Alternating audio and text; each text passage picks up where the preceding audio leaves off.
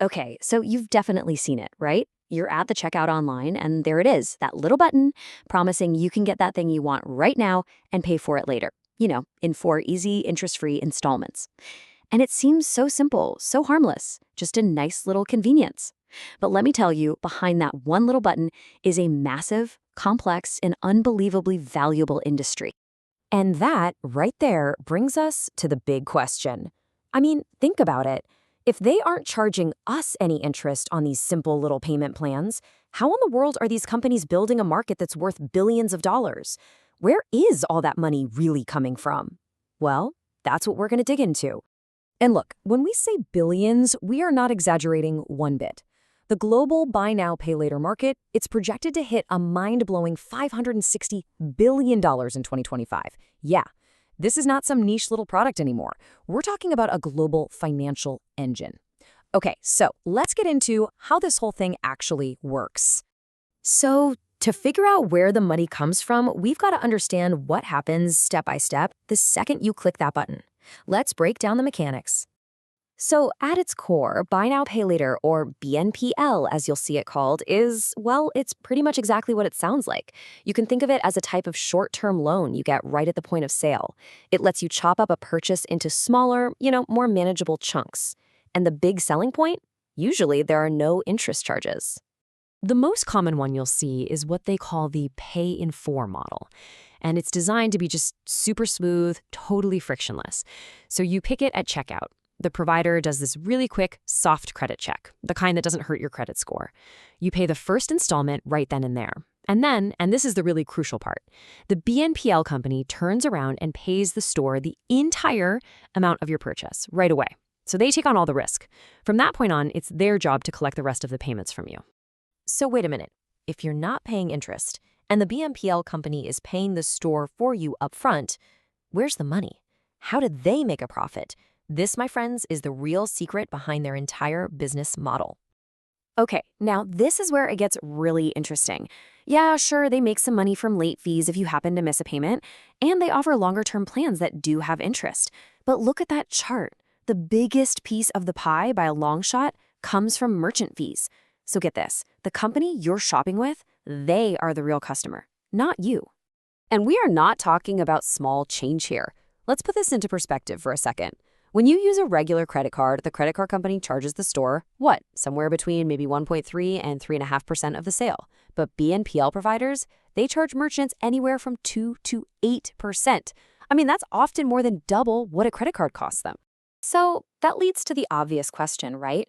Why on earth would any store agree to pay such a ridiculously high fee? Well, the answer has everything to do with the psychology of how we shop and how we think about spending money. See, for merchants, paying that high fee isn't a cost, it's an investment. And the data is crystal clear on why. When they offer BNPL, you are way more likely to actually complete the purchase. That boosts what they call conversion rates. It also kind of nudges you to add a little more to your cart, which means your total order is bigger. And on top of all that, it brings in brand new customers, a lot of times younger shoppers who might have just left the site otherwise. So for them, yeah, it's absolutely worth it.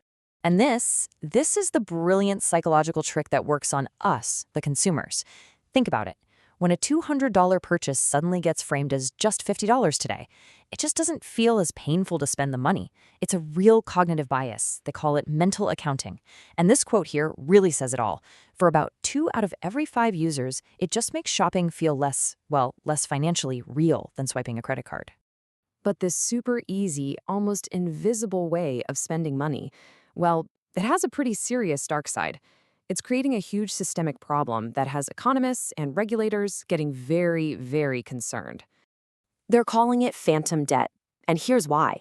Most of these small, short-term BNPL loans, they're not reported to the major credit bureaus. So what does that mean? It means they don't show up on a standard credit report. The debt becomes effectively invisible to any other lender out there, whether you're applying for a car loan, a mortgage, or heck, even getting another buy now, pay later loan from a different company. And here's the part that is really, really worrying. An estimated 61% of people using these services fall into what are called subprime credit categories. So this invisible debt isn't just floating around anywhere. It's piling up on the very people who can least afford to handle any extra financial pressure. It's this exact combination, incredibly fast, mostly unregulated growth, plus a whole lot of hidden debt that's concentrated among more vulnerable borrowers that has led some really high-profile people, like the co-founder of Capital One, to start drawing parallels to the financial situation right before the 2008 subprime mortgage crisis. That's a pretty stark warning about how quickly these hidden risks can spiral out of control. So when you put this all together, you've got this dependence on high merchant fees, the psychology of painless spending, and this growing mountain of invisible debt. It really forces us to ask a final critical question about the industry itself. So the big question is, can this boom last? Well, the industry is running into some pretty serious headwinds. First off, and this might surprise you, despite those massive valuations we talked about, most major BNPL companies, they aren't actually profitable yet. Their whole business model was built for a world where interest rates were basically zero. Now that rates are up, their own costs to borrow money are rising. You add that to the hidden risk from all that phantom debt and a coming wave of regulation from all over the world demanding more oversight, and suddenly the future starts to look a whole lot more challenging for them. And that brings us right back to where we started, doesn't it? But now we have a totally new perspective. When you have a business model that is literally built on making spending feel less real, that's funded by high fees that, eventually get baked into the prices we all pay, and that creates this huge invisible debt problem.